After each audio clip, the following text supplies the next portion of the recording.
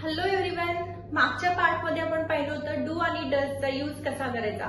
Simple present tense मध्ये question form करायचा असेल किंवा निगेटिव्ह सेंटेन्स फॉर्म करायचं असेल तर आपण डू आणि डजचा यूज करतो.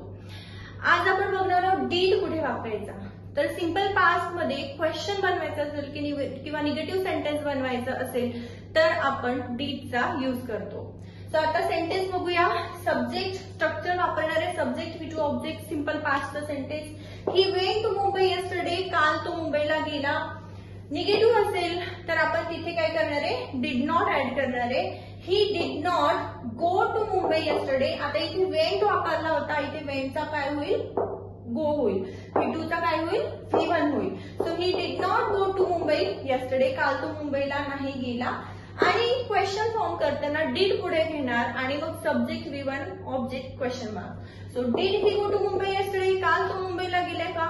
याच प्रकारे जेव्हा जेव्हा तुम्ही निगेटिव्ह क्वेश्चन किंवा निगेटिव्ह सेंटेन्स किंवा क्वेश्चन फॉर्म करताय त्यावेळेला सिंपल पास्ट मध्ये डीड वापरल्यानंतर V1 वापरायचा. थँक्यू.